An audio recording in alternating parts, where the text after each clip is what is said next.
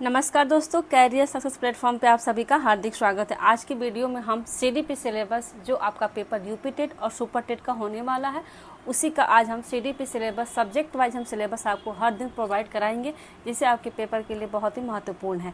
और सीडीपी का सिलेबस हम ऐसे तैयार किए हैं यूनिट वाइज, जैसे अब हम हर टॉपिक को यूनिट बाई एक यूनिट हमें कितना टॉपिक कवर करना है, तो जिससे हमारे पेपर के लिए बहुत ही ईजी होता है। अगर हमारे सिलेबस ही समझ में न आएगा तो हम बुक या नोट्स को भी कवर नहीं कर पाते हैं। तो इसीलिए सबसे पहली चीज़ है कि हम सीडीपी के सिलेबस को समझें, उसको कॉपी नोटबुक में नोट करें और उसी के अकॉर्डिंग हम हर टॉपिक को कवर करें। आपको जितने भी सीडीपी में टॉपिक कराया गया है सिलेबस में, उसी के अकॉर्डिंग हर दिन आपको क्लास भी प्रोवाइड कराई जाएगी, जिससे आपके पेपर के लिए बहुत ही महत्वपूर्ण होगा। तो आज हम शुरू करते हैं बाल विकास एवं शिक्षण अधिगम संपूर्ण सिलेबस। आज हम सीडीपी की सिलेबस करेंगे, कल ईवीएस की। हर दिन आपको हर सब्जेक्ट की सिलेबस आपको प्रोवाइड कराई जाएगी। तो देखते हैं कि हमें सीडीपी सिलेबस में क्या क्या पढ़ना है। फर्स्ट यूनिट हमें शिक्षा एवं मनोविज्ञान में क्या क्या पढ़ना है, तो शिक्षक मनोविज्ञान का अर्थ पढ़ना है हमें। सेकंड क्या है हमारा, मनोविज्ञान का विकास कैसे होता है, इसके बारे में हमें पढ़ना है। फर्स्ट यूनिट हमें इतना कवर करना कि शिक्षा मनोविज्ञान का अर्थ क्या है और मनोविज्ञान का विकास कैसे होता है, ठीक है। सेकेंड यूनिट हमें क्या क्या कवर करना है उसके बारे में हम देखते हैं। बाल विकास, सेकेंड यूनिट हमारा क्या है, बाल विकास। बाल विकास का अर्थ पढ़ना है, आवश्यकता और क्षेत्र। बाल विकास का अर्थ किस क्षेत्र में होता है और उसकी कितनी आवश्यकता होती है, इसके बारे में हमें पढ़ना है। बाल विकास कितनी होती है, 7। कौन कौन सी, शारीरिक विकास, मानसिक विकास और संवेगात्मक विकास, ठीक है। और संवेगात्मक विकास में हमें क्या क्या पढ़ना है, मूल प्रवृत्तियाँ संवेग पढ़ना है और संवेगात्मक बुद्धि पढ़नी है और संवेगात्मक विकास के बारे में भी हमें पढ़ना है। किसमें, संवेगात्मक विकास में। ये सेकेंड यूनिट का आपका टॉपिक है, जिसे हम हर यूनिट की हर टॉपिक अपने नोटबुक में नोट करेंगे तो हमारे पेपर के लिए बहुत ही इजी हो जाएगा, जिससे हमें समझ में भी आएगा सब्जेक्ट। जब तक हम किसी सब्जेक्ट का सिलेबस के बारे में नहीं समझेंगे तो वो सब्जेक्ट भी हमें समझ में नहीं आएगा। इसीलिए सेकेंड यूनिट में हमें इतना टॉपिक को कवर करना है। अब और सेकेंड यूनिट में और क्या क्या टॉपिक है देखते हैं। बुद्धि एवं विकास, बुद्धि एवं विकास के बारे में भी पढ़ना है। सेकेंड आपका है बाल विकास की अवस्थाएं कितनी होती, उसके बारे में पढ़ना है। कौन कौन सी अवस्थाएं होती हैं, शिशुअवस्था, बाल्यावस्था, किशोरावस्था, ठीक है। बाल विकास को प्रभावित करने वाले कारक कौन कौन से हैं, तो वंशानुक्रम और वातावरण के बारे में भी हमें पढ़ना है। यूपी टेट और सुपर टेट का सेम सिलेबस है सीडीपी का, इसीलिए इन दोनों पेपर को हम साथ में लेके चलेंगे कि हमें कौन कौन सा टॉपिक कवर करना है, ठीक है। अब हम देखते हैं, इसके बाद बाल विकास को प्रभावित करने वाले कारक को पढ़ना है, अवस्थाएं कितनी होती है पढ़ना, वृद्धि एवं विकास के बारे में पढ़ना है, ठीक है। अब देखते हैं और क्या क्या पढ़ना है। भाषा विकास, जो चॉम्स्की का भाषा विकास सिद्धांत है, ये तो सी टेट के लिए भी इम्पॉर्टेंट है।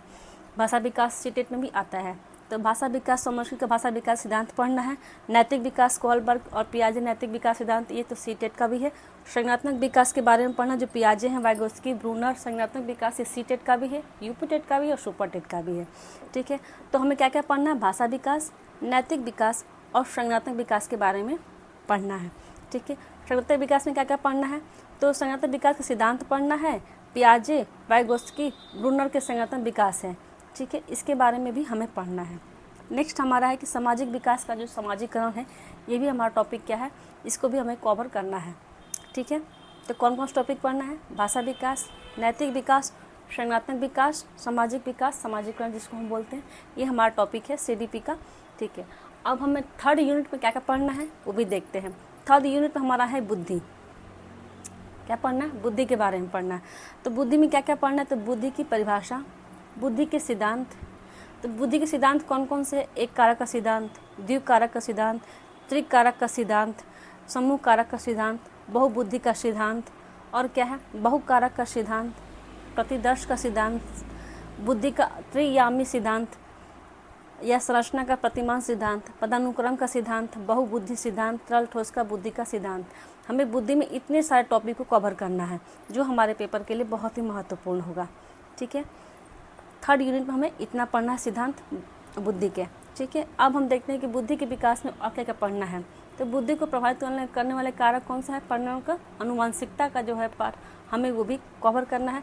बुद्धि का मापन एवं परीक्षण का भी कवर करना है, जैसे बुद्धि लब्धि की सीमाएं, बुद्धि परीक्षण के प्रकार, हमें ये सब भी कवर करना है पेपर में।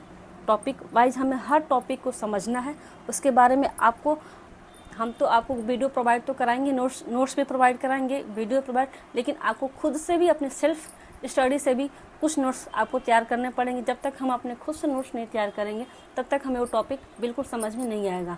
हमारा काम है आपका मार्गदर्शन करना, आपका काम है उसको ग्रहण करना और खुद को उससे आगे आपको लेके चलना। ठीक है, क्या क्या पढ़ना है? बुद्धि को प्रभावित करने वाले कारक और बुद्धि का मापन और परीक्षण पढ़ना है। ठीक है, नेक्स्ट है, अब हमारा 3 यूनिट हमारा हो गया। अब हमारा यूनिट हो गया 4 यूनिट में क्या पढ़ना है? व्यक्तित्व। क्या पढ़ना है? व्यक्तित्व के बारे में पढ़ना है। तो व्यक्तित्व की परिभाषा, प्रकार, सिद्धांत, मापन की विधियाँ। ठीक है, ये भी आपका टॉपिक कौन सा है? आपका व्यक्तित्व में क्या पढ़ना है? परिभाषा पढ़ना है, प्रकार, सिद्धांत और मापन की विधियाँ पढ़ना है। किसमें? व्यक्तित्व की परिभाषा में। ठीक है, ये हमारा यूनिट 4 है। 3rd यूनिट में हमें उतना देख लिया, बुद्धि का विकास था हमारा, बुद्धि का कारक कौन कौन से हैं ये सब देख लिया हमने। अब यूनिट 5 में क्या क्या पढ़ना है वो देखते हैं। यूनिट 5 में हमारा है सृजनात्मकता। ठीक है, क्या है? सृजनात्मकता। अब इसमें हमें क्या क्या पढ़ना है? आपकी परिभाषा है, तत्व है, अवस्था है, सिद्धांत है और बढ़ाने की जो विधि होती है क्रिएटिव जिसको हम लोग बोलते हैं, उसके बारे में पढ़ना यूनिट 5 में। ठीक है, नेक्स्ट हमारा अब क्या क्या पढ़ना यूनिट 5 में भी देख लीजिए। यूनिट 5 में जो बढ़ाने की जो विधियाँ हैं, सृजनात्मक को बढ़ाने के लिए जो विधियाँ कौन कौन सी है उसके बारे में देखते हैं। कौन सी है?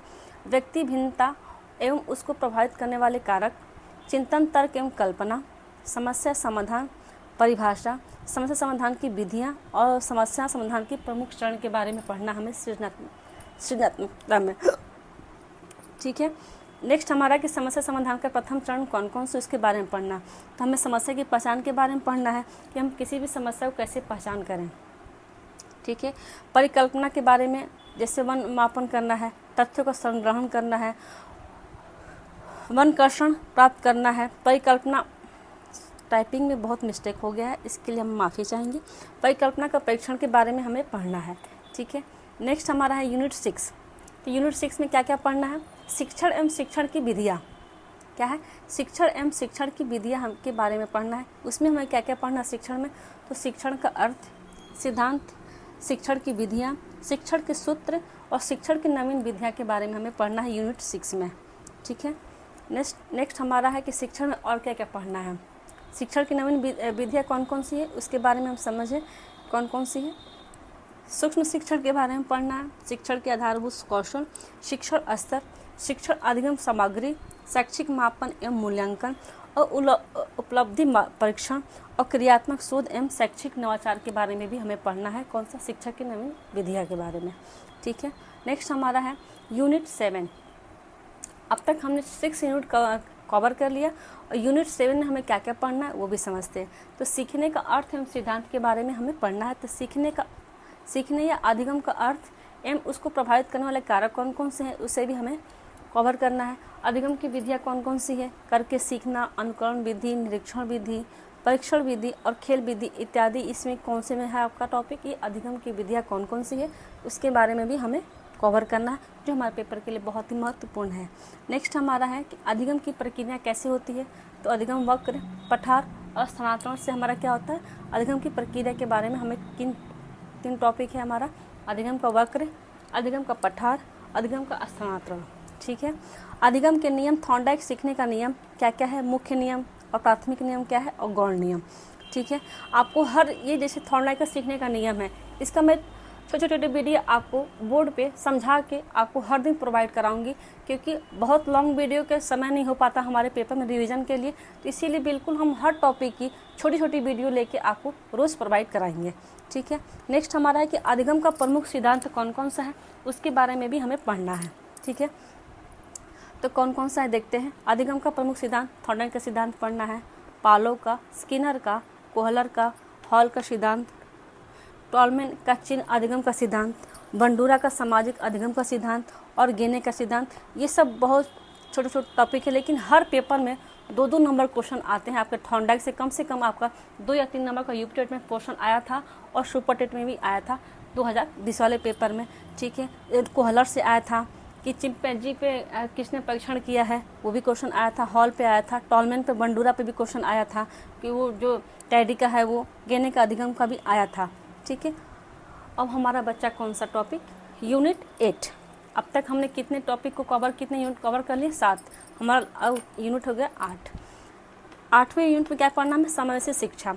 ये टॉपिक ऐसा है जो आपके लिए यूपी टेट हो गया, सी टेट हो गया और सुपर टेट, ये तीनों पेपर के लिए बहुत ही महत्वपूर्ण है।